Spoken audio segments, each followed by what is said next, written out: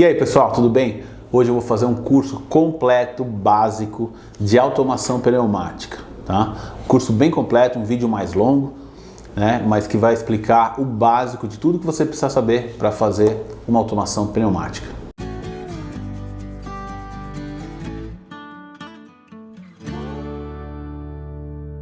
Então, pessoal, o que a gente vai cobrir nesse vídeo? Vou explicar basicamente o que é a automação pneumática, onde é usado, as aplicações, como é a geração e distribuição do ar comprimido numa aplicação. Um pouco vamos falar sobre o compressor de ar, a qualidade do ar comprimido. Nós vamos explicar a importância de lubrificar ou não o ar comprimido. Nós vamos explicar bem a fundo as válvulas pneumáticas, especificamente a simbologia das válvulas pneumáticas, tá? E os tipos e as funções. Nós vamos falar sobre os cilindros pneumáticos, como especificar, os tipos e algumas variações. Nós vamos falar sobre conexões pneumáticas e alguma coisa também sobre as válvulas de processo e automação de válvulas de processo com atuadores pneumáticos, tá? E por final nós vamos falar um pouco sobre os painéis de controle. Vamos cobrir tudo isso nesse vídeo de hoje. Então, primeiro de tudo, vamos começar dizendo quem nós somos, tá? Nós somos a MTI, a empresa que mais cresce em automação industrial pneumática no Brasil, e a gente tem três vertentes, basicamente. Então é isso, a gente fornece todos os produtos para a sua automação pneumática, a gente é importador da marca Airtec, uma das melhores linhas pneumáticas do mercado. Fazemos painéis e automações de válvula de processo, tá? A gente está aqui na zona sul de São Paulo, no bairro de Santo Amaro, e a gente atende todo o Brasil. Como eu falei, a gente importa produtos e a gente fabrica também, né? A gente tem máquinas, centro de usinagem, tornos e uma equipe de montagem especializada para atender a demanda nesse aspecto de automação industrial. Aqui um ponto importante é o seguinte, o nosso canal do YouTube é o maior canal de automação pneumática do Brasil, a gente tem mais de 200 vídeos, então se você quiser entrar em detalhe em cada um desses temas que nós vamos passar rapidamente, você entra aqui e vê os vídeos do nosso canal, e eu vou também colocar links, né, quando eu estiver falando de válvulas, para você linkar e entrar no vídeo específico de válvulas, onde você pode aprofundar um pouquinho mais nesse tema, tá? Já aproveito e peço para você se inscrever no nosso canal e deixar um like aí se gostou desse vídeo. A gente não monetiza com esse vídeo, a única intenção nossa é divulgar nossos produtos, nossa solução, nossa expertise para trabalhar com vocês no futuro, quem sabe ajudar vocês em algum projeto e fornecer alguns componentes, tá bom? Então agora vamos à parte que interessa. O que é pneumática, tá? Automação pneumática, muita gente, eu trabalho com pneumática a minha vida inteira, muitos amigos confundem e acham que eu trabalho com pneu de carro, né? Na verdade não, essa automação pneumática usa o ar comprimido para fazer uma força ou um movimento, tá? Então aqui na tela nós temos uma definição científica, né? O ramo da engenharia que estuda e faz uso dos gases comprimidos, né? Na automação pneumática, basicamente a gente usa o ar atmosférico comprimido. Aqui ao nível do mar nós temos a pressão de 1 bar aproximadamente, né, de pressão, e a gente comprime uma pressão maior para utilizar essa energia armazenada em forma de pressão do ar para fazer uma força ou um movimento. Então, o que acontece? A pneumática já existe faz muitos anos, né? E faz tempo que as pessoas falam, não, a elétrica ou a hidráulica vai substituir por completo a pneumática, mas isso acaba se provando que não é verdade, a pneumática só cresce ano a ano. Por quê? Porque é uma solução simples, barata, limpa, tá? E continua crescendo ano a ano no Brasil e no mundo. Então, quando você faz assim, uma automação, um movimento ou uma força na indústria, você normalmente tem três opções, né? A pneumática, que a gente vai aprofundar um pouquinho mais, o hidráulico, utilizar um cilindro hidráulico, por exemplo, ou servomotores elétricos, tá? Então é interessante você saber as diferenças e quando usar um tipo de solução é mais interessante do que o outro. Essa tabela aqui dá uma visão bem geral aqui das diferenças, né? E quando é vantagem você utilizar um ou outro. Então, por exemplo, a complexidade do sistema pneumático é muito simples, é um sistema simples comparado com o hidráulico, que tem uma complexidade média, e o elétrico tem uma complexidade maior, tá? Em relação ao tamanho e força, a pneumática tem um tamanho pequeno pela força gerada. Só que o hidráulico vai ter um tamanho pequeno com uma força muito maior. Se você precisar muita força, normalmente você tem que ir para o hidráulico. E o elétrico vai ter um médio tamanho para a força gerada. Controle pneumático é muito simples, com válvulas simples. O hidráulico também é simples, com válvulas similares, porém para óleo, né? Então, na pneumática a gente usa o ar comprimido, na hidráulica a gente usa o óleo, né? O óleo né? Como fluido, né? Para fazer o movimento ou a força. E na elétrica, energia elétrica, tá? O controle na elétrica é um pouco mais complexo, né? A precisão de posicionamento. A pneumática não é muito boa para posicionamento, para parar um cilindro no movimento, para posicionar uma peça muito precisa, né? Então ela é pior, hidráulica é um pouco melhor e o elétrico, onde você precisa de uma precisão de posicionamento, é a melhor opção, né? Então aqui vocês podem ver todos os benefícios, né? A pneumática tem um custo de aquisição baixo em relação às duas outras, hidráulico e elétrico, né? Um custo de operação que é relativamente baixo também, né? A hidráulica tem um custo operacional mais alto, tá?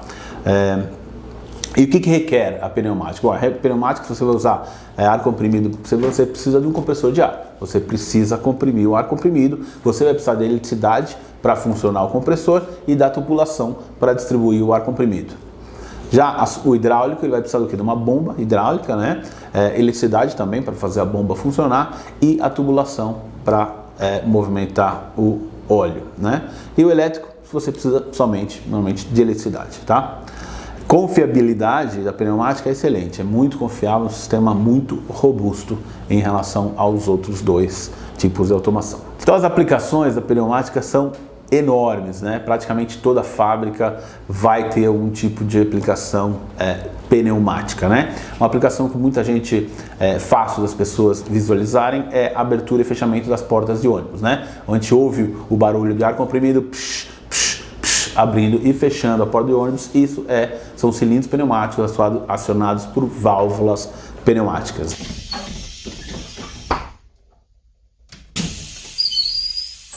Mas na indústria em geral, todo tipo de indústria vai usar muita máquina que tem pneumática para fazer um movimento, fechamento de uma caixa, de uma embalagem numa indústria, fechamento de uma tampa de uma latinha, de uma garrafa, inúmeras aplicações. Também, por exemplo, sistemas de freio, né? Carros não, mas caminhões, por exemplo, utilizam muito freio pneumáticos, né? Que utilizam o ar comprimido para fazer o freio do caminhão. E também é muito comum o uso de ferramentas pneumáticas, né, como parafusadeiras, né, troca de pneu, por exemplo, de Fórmula 1, o pessoal usa pistolas normalmente pneumática para tirar a porca e trocar o pneu, certo? Então, uma grande variedade de aplicações da pneumática. Começando a falar sobre conceitos importantes da pneumática, tá? Os dois conceitos que eu considero mais importantes é entender o que é pressão e o que é fluxo de ar, tá? Por pressão é a energia que está armazenada nesse ar comprimido. A pressão vai indicar a força que você vai ter no sistema. Isso é uma coisa que você pode lembrar muito bem. Pressão, você lembra de força do sistema, tá? E fluxo é a velocidade do ar passando por uma tubulação, por exemplo, tá? Então, pressão a gente mede em bar, PSI, que é libras por polegadas quadradas, né? Ou MPa megapascal. Tem um vídeo aqui falando mais sobre as unidades de pressão. Acho que é interessante, se você quiser saber um pouco mais, ver esse vídeo. E os fluxos de ar comprimidos, fluxo de ar na pneumática, normalmente é medido em litros por minuto, né? Litros de ar que passa no minuto, ou PCM, que são pés cúbicos que fluem por minuto, tá? Então, ó, vamos falar um pouquinho sobre pressão. Para dar um exemplo, uma ordem de grandeza sobre a pressão de ar que a gente usa, né? Então, o pneu do carro você vai encher no posto, normalmente você vai colocar 30, 33 PSI, 33 libras no pneu do carro. Um balão de festa também tem ar comprimido dentro, né? Mas a pressão é muito baixa, abaixo de 1 PSI, 0,75 PSI.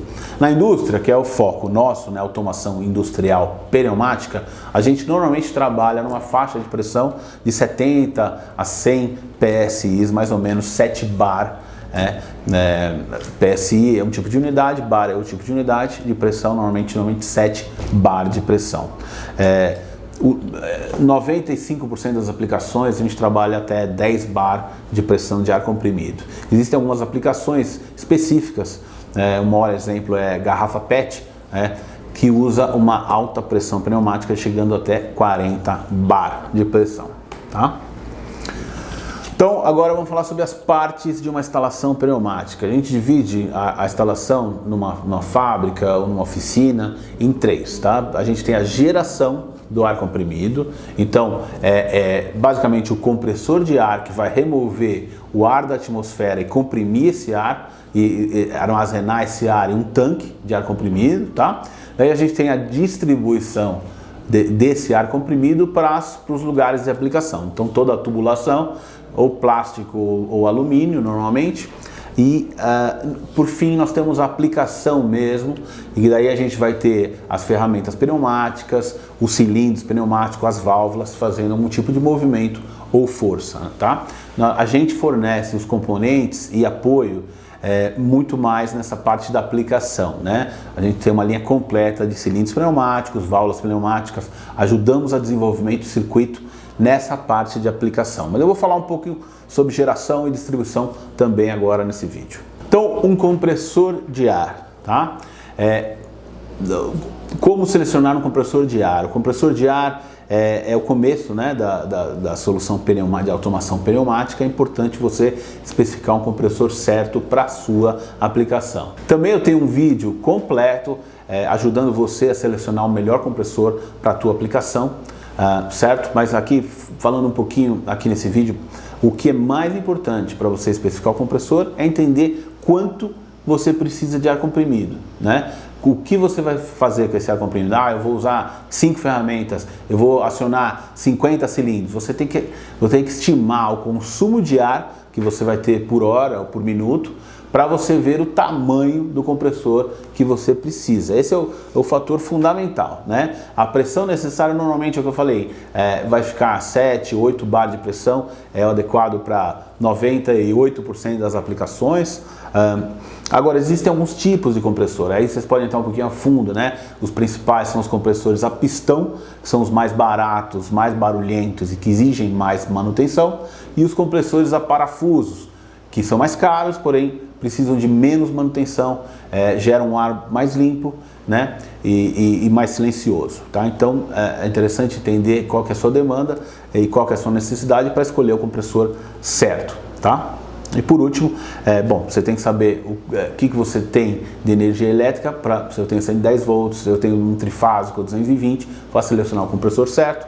E também o tamanho do tanque, né? Quantas vezes eu vou usar esse compressor por minuto vai ajudar a determinar o tamanho de reservatório que eu vou ter nesse compressor. Então, essa é só uma visão geral realmente do compressor de ar. E entrando já na parte de tubulação, né? Existem empresas especializadas na instalação da tubulação de ar comprimido. E ela é muito importante, a tubulação, para você ajudar a minimizar o problema de contaminação e condensação de água. A gente não gosta, não é bom ter água no ar comprimido. Vou falar um pouquinho mais sobre isso. Então, o que acontece na tubulação? Do compressor, a tubulação vai para a aplicação, então é importante a gente colocar pontos de queda para a água poder escorrer e ser purgada, né? E a remoção dos pontos de uso é sempre feito com também esse pescoço, que a gente chama de pescoço de ganso, né? Para que a água não suba e não venha para a aplicação. Então, a importância da tubulação, eu escolhi uma tubulação que tem o mínimo de curvas e descidas possível, mas tem que ser pensada para minimizar o acúmulo e que a água chegue na aplicação, tá? Então, isso aí é o mais importante. O que acontece? O ar, quando você comprime o ar, ele esquenta, né? E o ar quente, a água fica condensada. Quando o ar vai esfriando na tubulação, a água vai condensando. Então, por mais que o compressor é bom e gera um ar relativamente seco, ele vai esfriando na tubulação e vai condensando água. Então, você tem que pensar que a tubulação você tem que fazer pontos de remoção da água, tá? Esse é o ponto mais importante aqui da tubulação. E por último, na aplicação, né? Na aplicação, normalmente, hoje a gente tem as ferramentas pneumáticas e aqui realmente que é o nosso forte, o forte da MTI, é o fornecimento desses componentes, né? Em toda aplicação a gente vai ter um FRL, que é também conhecido como preparação de ar comprimido, vai ter um filtro, um regulador, né? Nesse caso aqui temos uma válvula de bloqueio, Depois esse ar vai para uma válvula ou para uma série de válvulas. Essas válvulas agem como interruptores do cilindro pneumático. O cilindro é o que faz o movimento e a força, né? No caso, por exemplo, de abrir a porta, é o que faz a porta se mover. E no meio de tudo isso a gente tem as conexões e as mangueiras, né? Os tubos de ar que vai ligar o ar comprimido entre um elemento e outro, tá? Então esses são os componentes da automação pneumática. A gente vai entrar bem a fundo em cada um desses componentes, explicar como funciona e quais são os pontos importantes de cada um desses componentes, tá? Então vamos começar com a preparação de ar, tá? Preparação de ar comprimido é fundamental para você ter uma economia, para você ter um sistema que você vai precisar fazer pouca manutenção, vai ter uma vida útil dos componentes mais longa e você está menos paradas de linha. Por quê? Porque o ar comprimido, ele gera, o compressor, principalmente os mais antigos ou os mais simples, geram muita contaminação, jogam muito óleo no sistema, sujeira. Se você tem uma tubulação enferrujada também, tudo isso pode chegar nas tuas válvulas e cilindros. E se você tem a válvula tem orifícios bem pequenos de passagem de ar, e se essa contaminação chega, ela pode travar um ring e danificar rapidamente a válvula e o cilindro, tá? Então aqui eu coloquei até uma frase que é muito importante: 80% dos problemas que a MTI recebe de qualidade, vamos dizer assim, estou com um problema no cilindro, numa válvula, mesmo que não é nossa, 80% tem a ver com contaminação do ar. Então a gente ajuda a substituir a válvula, substituir o cilindro. Mas se o cliente não resolver o problema da contaminação, ele vai ter um problema de novo no futuro, tá? Então, e aqui, bom, quais são os principais problemas de contaminação? Água, tá? A água é um problema sério. A água a água não é totalmente pura, então ela traz várias impurezas que vão fazendo uma crosta nos componentes e causam problemas sérios na frente, tá? O compressor também é uma fonte de impurezas, e a tubulação, como eu falei, tubulação enferrujada ou problemas de sujeira na tubulação, tá? Então, o que é a unidade de preparação de ar comprimido? Aqui eu coloquei os nomes. O pessoal, existem vários nomes na pneumática, na indústria em geral, existem vários nomes para falar sobre a mesma coisa. Então, unidade de preparação de ar, unidade de conservação de ar, FRL, filtro regulador lubrificador, lubrifil, tudo isso é praticamente a mesma coisa. É isso que nós estamos vendo aqui na tela, tá? Então esse aqui é um lubrifil que a gente fornece, né? Tá aqui o lubrifil da Airtec, um dos melhores do mercado. Então o que nós temos na unidade de preparação de ar ou lubrifil aqui? Nós temos basicamente três componentes. O F, que é o filtro está aqui embaixo, tem um elemento filtrante que filtra o ar, remove as impurezas. E a gente tem um regulador de ar, que vai regular a pressão do ar comprimido. Depois ele passa num lubrificador de ar, que vai jogar gotículas de óleo, que são importantes para algumas aplicações, para lubrificar esse ar comprimido. Então, por isso que se chama preparação do ar. Nós estamos preparando o ar para a aplicação das válvulas e dos cilindros. Então, bom, como você especifica um filtro regulador, um lubrifil ou tua unidade de preparação de ar, tá? Basicamente é quanto ar você vai precisar que passe por ele, é o seu tamanho, tá? Aqui a gente, nessa tabelinha direita, a gente pode ver os 4 tamanhos básicos. A gente tem maiores também, mas os básicos de preparação de ar, né? Nossa série 2 pode ser de 1/8, rosca de 1/8, 1/4. Série 3 vai ter um fluxo maior, um pouco maior, né? Um fluxo de 4.000 litros por minuto. Série 4, 6.000 litros por minuto. Nossa série 6, 11.000 litros por minuto. Então, cada tamanho vai permitir a passagem de mais fluxo de ar. Se você tem um cilindro pneumático muito grande e colocar um filtro muito pequeno, o cilindro vai avançar muito lentamente, porque o filtro vai restringir a passagem de ar, tá? Obviamente você precisa saber também as roscas, né, de conexão. Eu tenho um filtro regulador de 1/4, de meia polegada. Isso já ajuda também, é importante para especificar. E quais são os acessórios que você precisa? Você precisa de um lubrificador, precisa de um pressostato, precisa de uma válvula de bloqueio. Existem vários acessórios que podem fazer a tua preparação de ar ainda melhor, tá?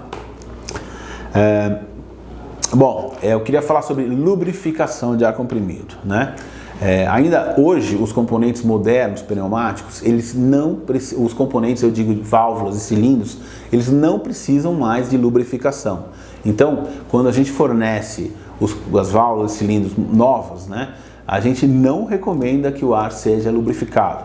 De novo, tem um vídeo completo falando somente sobre esse tema, explicando exatamente por quê, mas basicamente, antigamente se lubrificava porque as vedações eram de couro, eram orgânicas, né, matéria orgânica, e precisava se lubrificar. Hoje em dia as vedações são modernas e são lubrificados de fábrica os componentes para a vida.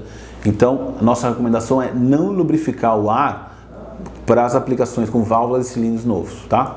Agora, se você tem ferramentas pneumáticas, sim, assim, uma parafusadeira, uma arrebitadeira, é importante lubrificar o ar, colocar óleo no ar, pulverizar óleo para poder aumentar a vida útil dessa ferramenta, tá?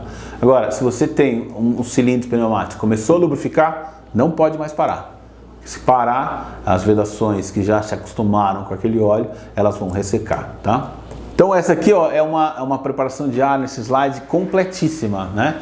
Com bastante coisa aqui. Eu poderia colocar um pressostato, mas bom, vamos falar de pressostato depois.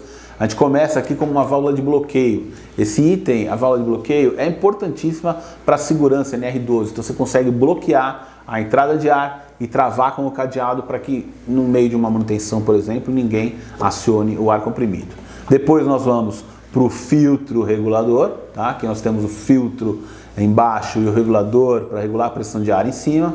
Depois nós temos uma válvula de partida suave, que é uma válvula solenoide, uma válvula elétrica, que você manda um sinal e ela pressuriza o sistema lentamente para evitar impactos, né? E depois um lubrificador. Note aqui nesse caso que eu tenho um distribuidor de ar. Para quê? Se eu quero tirar o ar antes de ser lubrificado para o meu cilindro pneumático e depois eu quero lubrificar para a minha ferramenta pneumática, eu posso usar esse bloco distribuidor, tá? Então, ó, como funciona o filtro, né? O filtro de ar. Aqui nós vemos aqui a direção, o ar entrando, ele vai descer e girar em alta velocidade, né? O ar ele cria praticamente um ciclone, né? Um vortex que joga as partículas, né? Pela força centrífuga na parede do copo, e essas partículas caem até embaixo, né? Que depois são drenadas para fora, a água é drenada para fora. Então, essas são as duas maneiras que o filtro elimina a água e impurezas. Criando essa força centrífuga que joga para fora, e depois a passagem por um elemento filtrante, né? O elemento filtrante mais comum para aplicação industrial, ele tem uma passagem, uma porosidade de 40 microns, tá? Os coalescentes, que já tem uma porosidade bem mais fina, eles têm 0,01 microns de passagem nesse filtro, tá? E depois o ar, o líquido armazenado na parte inferior, que um copo, né? Um copo de armazenamento de sujeira e líquido, ele pode ser drenado, ele é drenado, né? Para fora do filtro regulador, tá? O filtro sempre tem que ser feito manutenção, né? Garantir que ele está bem drenado e que o elemento filtrante não está saturado, que ele está limpo, né? Então aqui eu vou falar sobre os tipos de dreno do filtro, né? O dreno mais comum é esse do meio aqui, ó. Mas vamos começar pelo dreno manual. O dreno manual, normalmente você tem uma válvula borboleta que você tem que manualmente abrir e fechar. Para algumas aplicações o cliente quer assim, é raro, mas existem aplicações. O dreno semiautomático é o mais comum, é o mais econômico. Como que ele funciona? A água é drenada do copo quando a pressão é removida do sistema. Então, no fim do dia, desliguei as máquinas, toda a água é purgada para fora do sistema, tá? E por último, o dreno automático. O dreno automático, ele usa uma boia, é um sistema mais complexo, mas em aplicações em que você tem uso contínuo, sempre vai ter que estar pressurizado o teu sistema, você pode usar um dreno automático que vai remover as impurezas quando a boia chegar num certo nível, tá? Assim, embaixo do dreno, o que você faz? Você conecta uma mangueira aqui, se você quiser remover, por exemplo, direcionar para algum ralo, algum lugar para direcionar de uma maneira adequada esse líquido, né, essa água acumulada. Então agora vamos falar sobre o lubrificador, tá? O lubrificador, como eu falei, Ele é importante principalmente para ferramentas pneumáticas. E o que ele é, basicamente? É um copo, mas nesse caso ele é um copo onde a gente coloca um óleo específico para automação pneumática. O ar passa, entra aqui pela esquerda, ele vai sugar esse óleo para cima, onde a gente tem o óleo, ele vai gotejando, e existe uma válvula de ajuste desse gotejamento, ele vai gotejar e se dispersar no ar comprimido. Então, é possível ajustar a quantidade de dispersão de óleo nesse ar comprimido. Então, é um jeito de você lubrificar o ar e acabar lubrificando as ferramentas depois do lubrificador. O regulador de ar é um regulador de pressão, então basicamente aqui nós temos uma visão interna do regulador. Ele tem uma manopla na parte superior, girando no sentido horário você aumenta a pressão de ar, no sentido anti-horário você abaixa a pressão do ar comprimido. Normalmente essa manopla tem uma trava, se você jogar para baixo ela vai travar, você não consegue mexer, você tem que soltar para poder ajustar a pressão de ar, tá? E como que ele funciona? Basicamente é um diafragma onde uma mola calibrada vai balancear a força com a pressão de ar. Então quanto mais tensão na mola, mais pressão eu vou ter na saída. É basicamente esse o funcionamento de um regulador de ar. Agora vamos entrar na parte que eu acho a mais interessante, que são os cilindros pneumáticos, né? O cilindro pneumático é realmente, eu considero, o coração do sistema, o que faz a força, o que faz o movimento, né? O que realmente faz a parte mais visível da automação pneumática. Então, primeiro eu queria falar sobre a nomenclatura também, né? Como eu falei, os nomes são interessantes. Aqui no mercado brasileiro a gente tem o cilindro pneumático é chamado também de pistão pneumático, muito comumente chamado de pistão pneumático, e também de atuador linear pneumático, atuador pneumático, tá? Mas são exatamente a mesma coisa, exatamente a mesma coisa. Então, a nossa empresa, a MTI, normalmente chama de cilindro pneumático, né? A gente tem mais costume de falar cilindro pneumático, e tá aqui um cilindro pneumático básico, né? Um cilindro padrão ISO, eu vou falar mais sobre isso daqui a pouco. O que nós temos no cilindro pneumático, né? Nós temos a haste.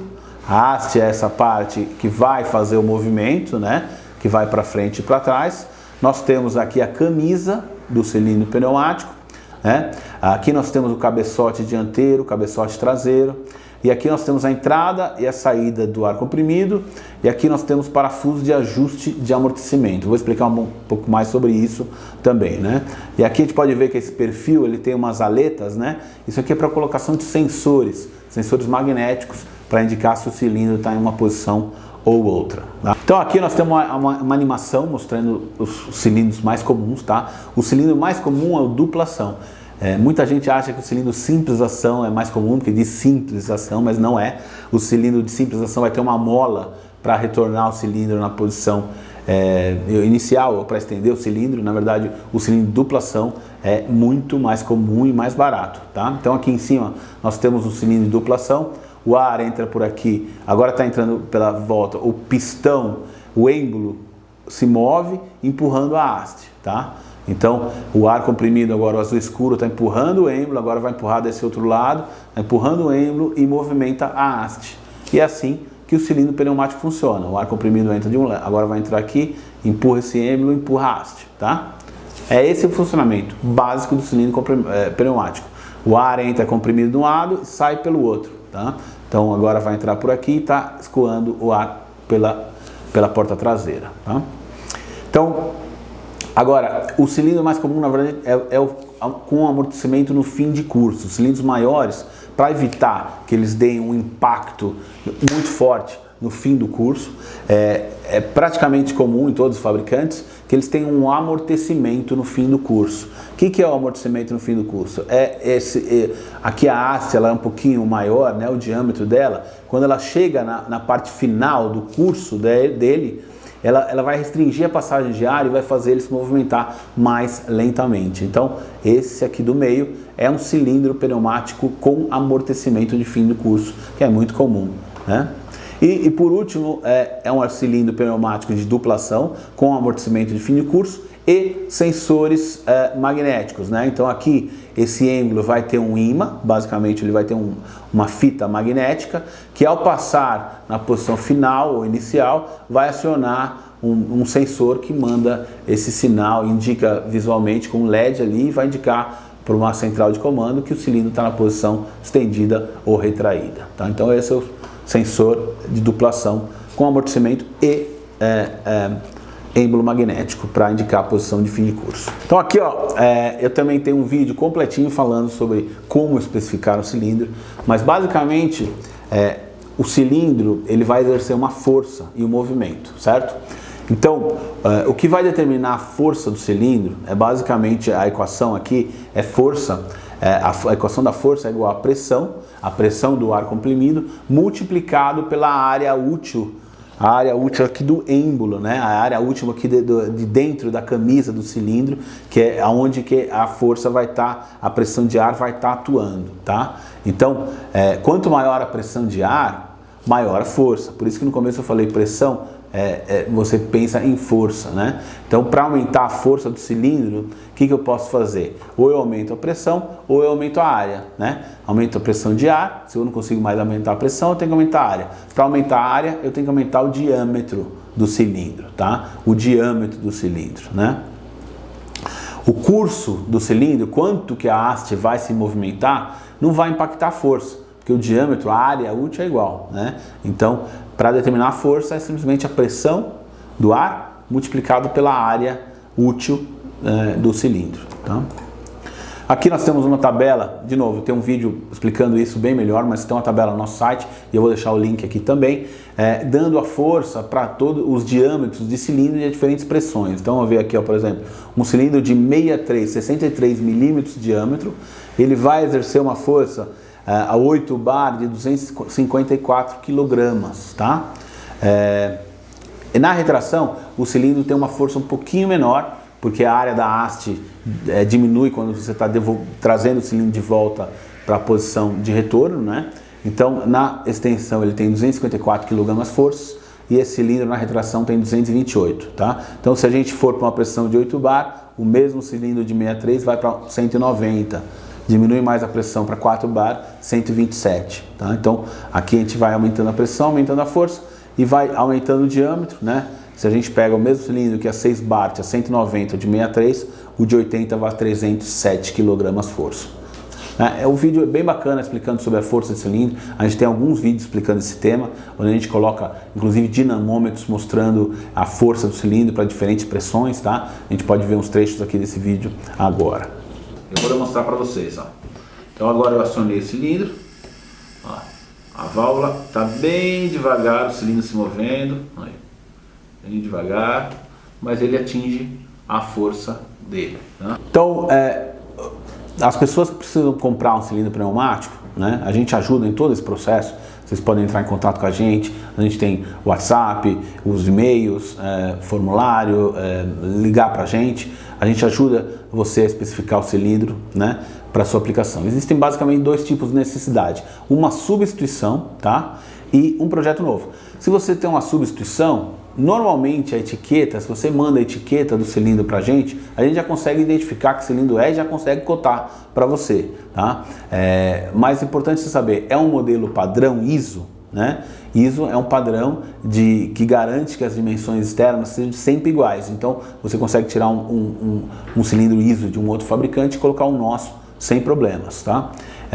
Se não tiver etiquetas, você tem que fazer algumas medições básicas, tá? Você tem que medir o quanto que o cilindro se move, que é o curso, e nós temos que saber qual que é o diâmetro da camisa. Na verdade, a gente tem que saber o diâmetro interno. Aqui a gente pode ver, ó, a camisa vai ter esse cilindro aqui, ó, é um cilindro de 50 milímetros, porque o diâmetro interno da camisa é 50. A largura externa da camisa é um pouco mais de 50, né? Porque as especificações do cilindro são baseadas no diâmetro interno, que é o diâmetro realmente da área útil, né? Que vai exercer a força, tá? Então, a gente ajuda, mas basicamente você precisa saber se você vai substituir, qual que é o diâmetro e qual que é o curso do cilindro, tá? E mandar uma foto pra gente, em alguns casos, pra gente garantir que não tem nada de especial com o seu cilindro. Existe uma grande variedade de cilindros pneumáticos, apesar do ISO ser o mais comum, tem uma grande variedade aí no mercado, tá? E se for projeto novo, A gente ajuda também, você precisa definir de novo qual que é o curso, quanto que você vai precisar movimentar e qual que é a força que você precisa atuar, né? Ou seja, qual que é a força, qual que é a velocidade e sempre tem que colocar uma margem de segurança legal, tá? E quais são os acessórios de montagem que você vai precisar. E aí a gente pode ajudar fazendo o quê? Fazendo um desenho, ou 2D, em 3D, a gente manda em minutos um desenho em 3D para você. Você vai fazer um projeto, você pode colocar o desenho já em 3D do cilindro com acessórios no seu projeto para facilitar toda a parte de desenvolvimento, tá? Falar um pouco sobre a norma ISO. Também tem um vídeo específico sobre a norma ISO, mas existem 3 tipos básicos, né, de cilindros ISO, né? O ISO é International Standard Organization, basicamente definiu as medidas externas, porque antes de ter a norma ISO, cada fabricante criava o cilindro de uma maneira, então você não conseguia trocar, você ficava fechado com esse fabricante, se tivesse qualquer problema você tinha que fazer modificações na tua máquina, era um desespero. Então foram criadas as normas ISO, tá? A norma ISO 6432, a gente conhece também como Mini ISO, são para os diâmetros menores, tá? Abaixo de 32 milímetros até 10 milímetros de diâmetro. Já os cilindros ISO 15552 são para os diâmetros de 32 até 320, tá? A gente chama basicamente de cilindros ISO. E também tem uma norma para cilindros ISO compactos, tá? Que são cilindros que eles têm uma dimensão compacta, praticamente o mesmo tamanho, diâmetro e curso de um cilindro normal ISO, ele vai usar um espaço na tua máquina muito menor, tá? Essa é a norma ISO 21287 para cilindro ISO compacto. Então, as opções de montagem são variadas, as mais comuns eu estou colocando aqui nesse slide. Então, a cantoneira, ela vai prender, quando você compra com a gente uma cantoneira, você compra o par, então ela vai prender, vai fixar o cilindro, ele não vai ter nenhuma movimentação, você vai fixar, ela já vem com os parafusos também, então você fixa nos 2 cabeçotes, o dianteiro aqui e o traseiro, e ele vai ficar fixo. Você pode ter uma flange, tanto dianteira como a traseira, né, onde você prende o cabeçote frontal ou traseiro do cilindro. Você pode ter uma articulação, né, a articulação traseira fêmea e macho, para que você tenha uma articulação e permita um movimento do cilindro, porque o cilindro é um equipamento que não foi feito para sofrer esforços fora do eixo de atuação. Então, se você precisa de algum tipo de movimentação, você precisa pensar bem na articulação, tá? Por último, o munhão central, ou normalmente munhão central, mas ele permite um eixo de rotação também no eixo, no meio do cilindro, né? No meio da camisa do cilindro. Então, esses são os acessórios para o corpo do cilindro, para a montagem do corpo do cilindro. Nós temos também os acessórios para a ponta da haste, que a haste, que é o que movimenta, ela precisa conectar em alguma coisa no seu equipamento, né? Os mais comuns, de longe, é o Y, né?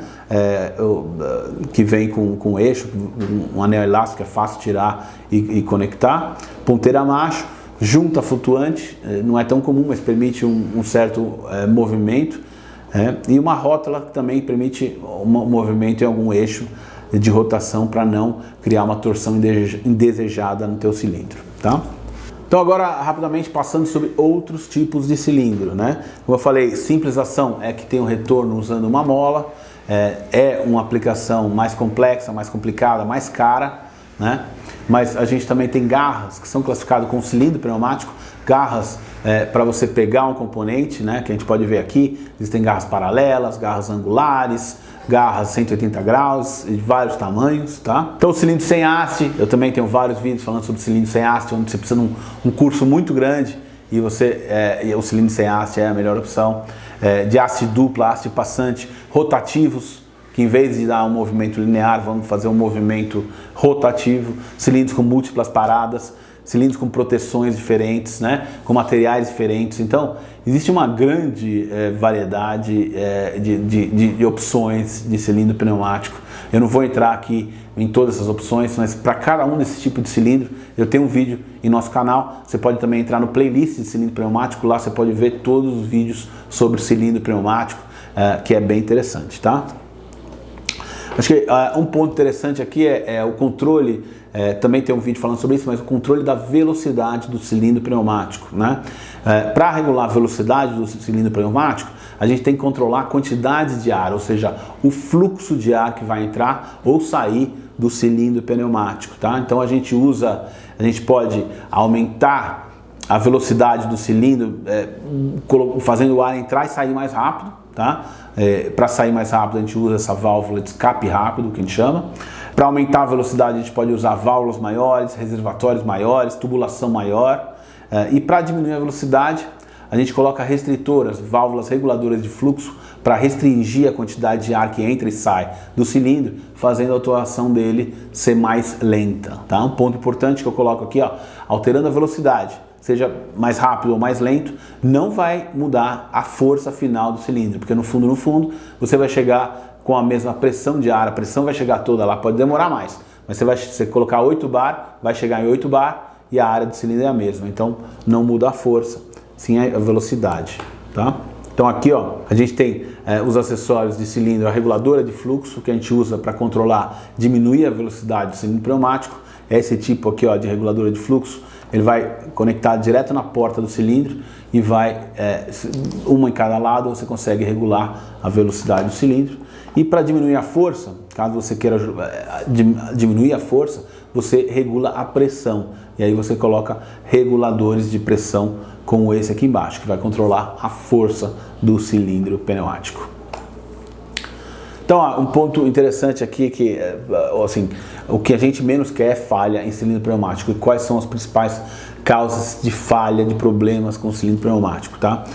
O primeiro de todos é esforço fora do eixo. O cilindro pneumático foi feito para ter um esforço, somente uma força contra no eixo de atuação dele, tá? Então, se você tem o eixo do cilindro uma força que não é no mesmo eixo, pode fazer a haste entortar e quebrar o cilindro. Então, se você tem alguma força fora do eixo, a gente tem que usar guias. Existem cilindros com guias, com diferentes dupla haste, esse tipo de coisa, para fazer o cilindro aguentar esforço fora do eixo. Então, essa é a primeira razão. Segunda, de falhas, né?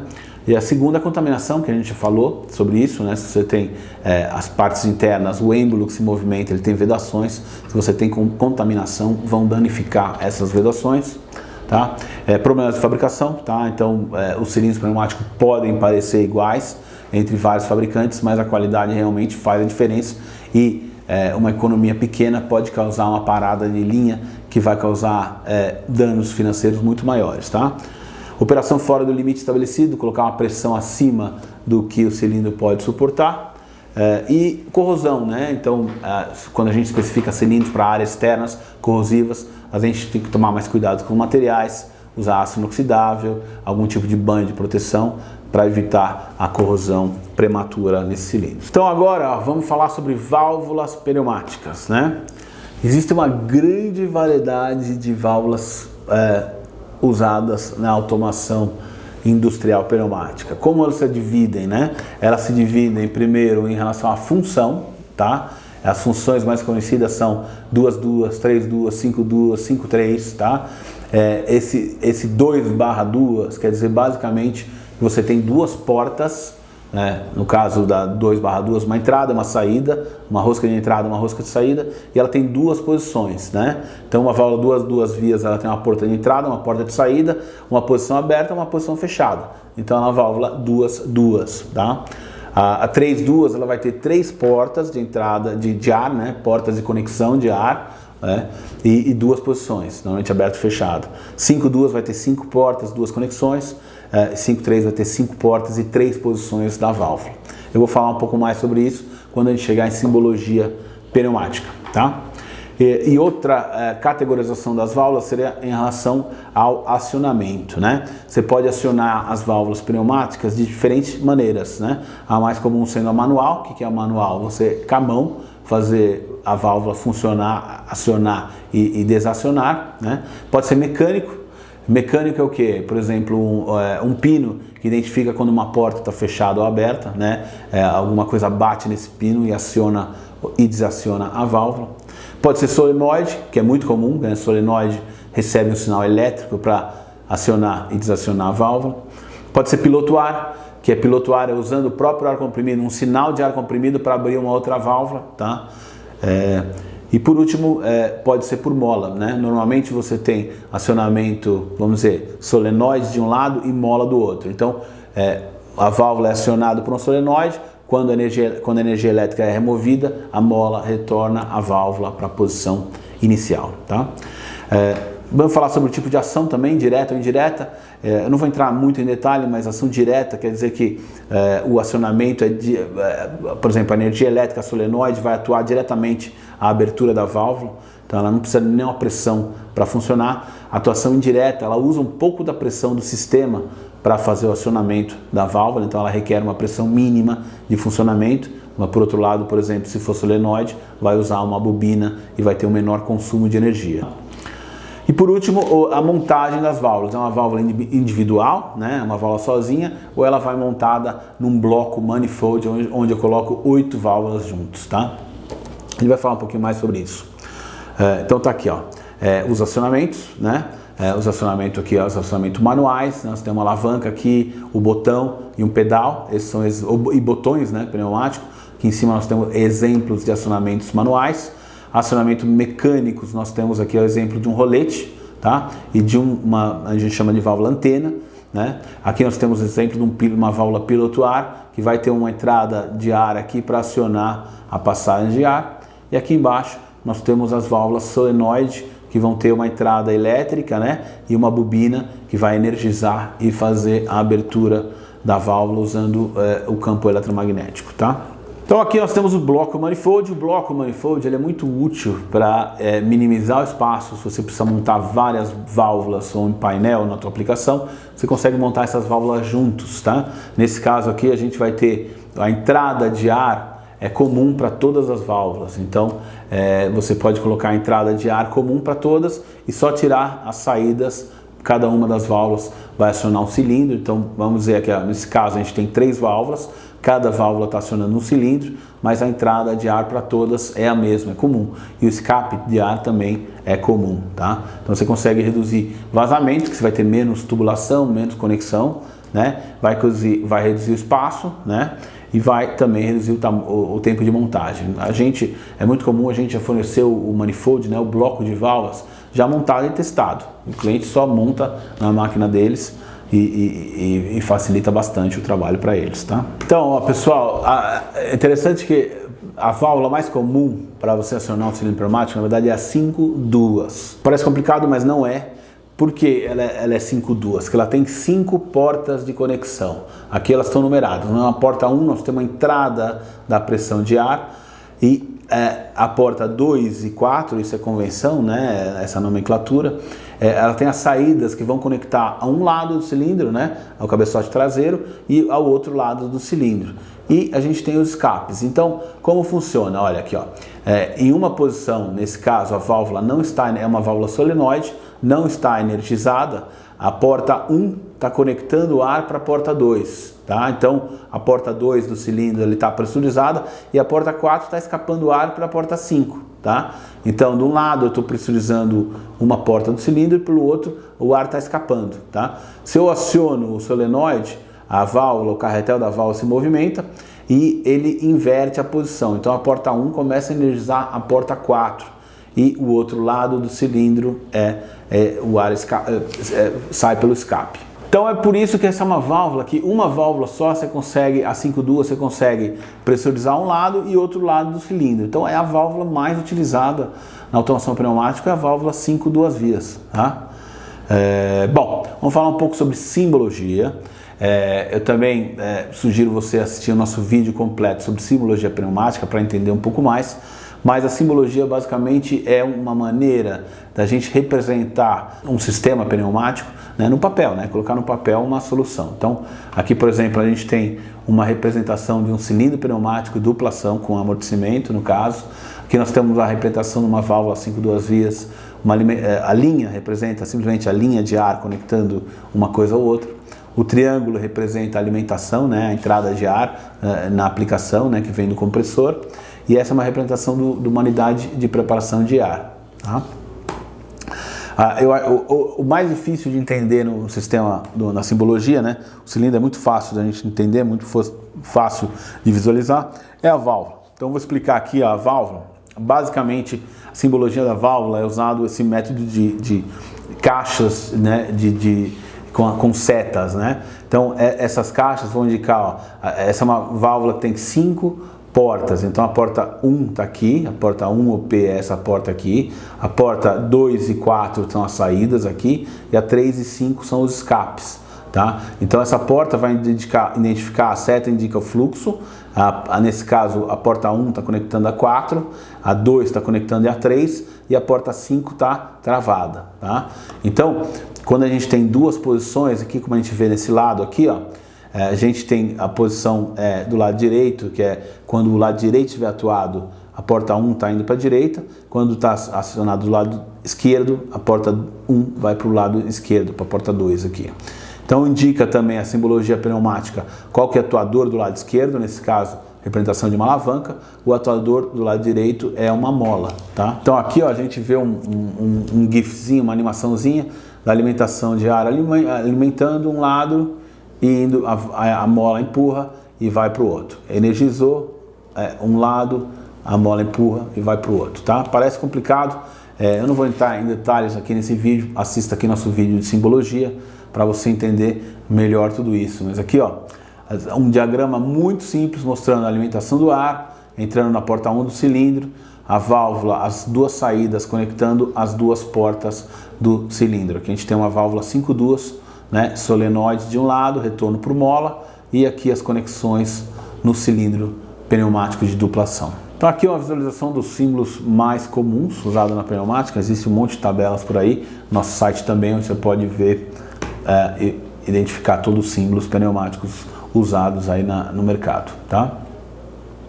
Então, para você identificar e substituir a válvula, você precisa saber qual que é a função, ela é 5 duas vias, 3 duas vias, 2 duas vias, né? Qual que é o tamanho da válvula que você tem, o que você vai precisar, qual que é o cilindro que eu vou atuar, para a gente ajudar você a especificar a válvula, como que você vai montar a válvula, tá? Quais são as roscas que você quer na válvula, rosca de 1/4, rosca de meia polegada, tá? Bom, entrando agora em conexões pneumáticas, né? Existe uma grande variedade de conexões, a gente fornece todas as conexões de primeira linha, tá? É um item mais barato que as pessoas prestam menos atenção, mas é importante você comprar conexões de qualidade, porque se você tem uma quebra na conexão, pode causar uma parada de linha ou causar, inclusive, danos graves aí aos funcionários, tá? Então aqui, ó, nós temos uma listagem das conexões mais comuns. Conexão reta, ela vai ter o que? Rosca de um lado, onde a gente vai ligar numa válvula, e o tubo de outro, né? A entrada para um tubo, né? Uma mangueira de ar comprimido do outro. As conexões mais usadas que nós estamos vendo aqui nessa tela são as conexões conhecidas como engate rápido. Elas são de engate rápido por quê? Porque você coloca o tubo e ele trava. Para você remover o tubo, você tem que empurrar esse anel e puxar a mangueira, aí sim ele sai. Por isso é chamado de conexão de engate rápida. Então aqui é uma conexão reta, vai ter rosca de um lado, tubo do outro.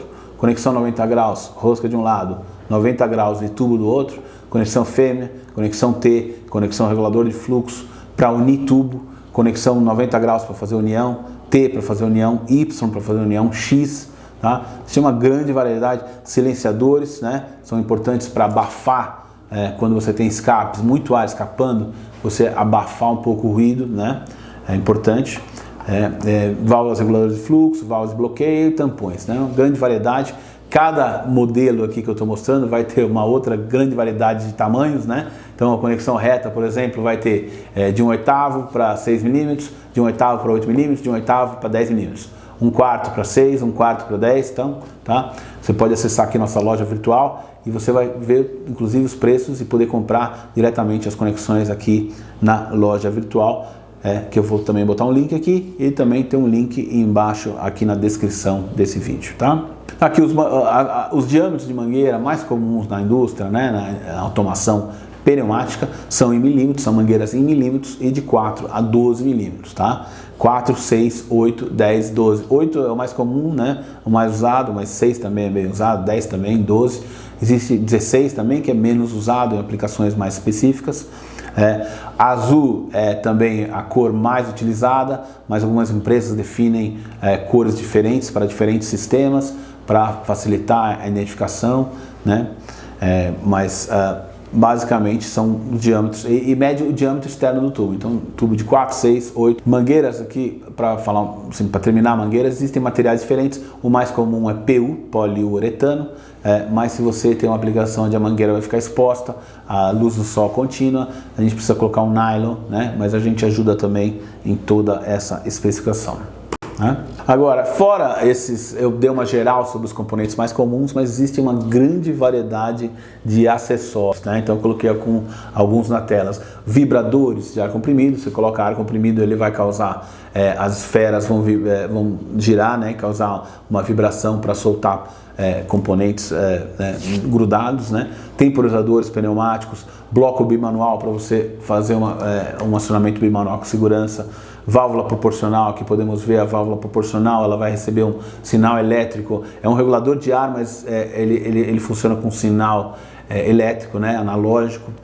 Amortecedores, pré-sustato vai indicar quando você chega ou passa de uma certa pressão. Sensores de pressão vão indicar qual que é a pressão, mandando um sinal para o controlador, tá? Então, cada um desses temas aqui nós vamos ter um vídeo específico. Se você tiver querendo saber um pouco mais sobre válvula proporcional, vem aqui no nosso canal, clica válvula proporcional, vai ter um vídeo explicando exatamente como funciona, como você especificar e tudo mais. O mesmo para o bimanual, vibradores e tudo isso, tá bom? Então aqui dei uma visão geral de pneumática para vocês. Quem são os fabricantes de pneumáticas no mundo, tá? Esses são os maiores do mundo, né? A maior, que tem uma maior fatia de mercado no mundo, é a empresa japonesa chamada SMC, né? Eles estão aqui no Brasil também, seguido pela empresa alemã chamada Festo, e a terceira maior do mundo já é a AirTech. A AirTech, que tem os produtos que a gente importa e distribui aqui em todo o Brasil, é de Taiwan, qualidade excelente, tem crescido muito aqui no Brasil e no resto do mundo, tá? Depois existem vários outros, como a Norgren, Parker, Camose, Micro, Verkshot e muitos outros menores, mas esses são os grandes no mercado mundial, tá? Bom, eu não vou entrar muito em detalhe, mas a gente tem vídeos falando sobre isso também, mas a gente fornece muito painéis e controle, painéis e controles eletropneumático ou puramente pneumático, como a gente pode ver aqui. O que é isso? Onde você coloca tudo dentro, as válvulas, né, a lógica, as saídas de engate rápido para conectar os cilindros, tudo já montado em uma caixa, testado, já certificado. Então a gente fornece isso já com os desenhos, toda a certificação, todos os testes vão junto, né? Aqui a gente pode ver um painel inox com as válvulas montadas, já toda a tubulação pré-feita e pré-testada, tá? E por último, a gente fornece também, e as válvulas podem ser válvulas de processo. Aqui a gente está vendo válvulas borboletas e válvulas esfera, elas são atuadas com atuadores pneumáticos ou elétricos, que a gente também fornece, então é um outro tipo de aplicação da pneumática. Eu não vou entrar muito em detalhe nisso agora, tá?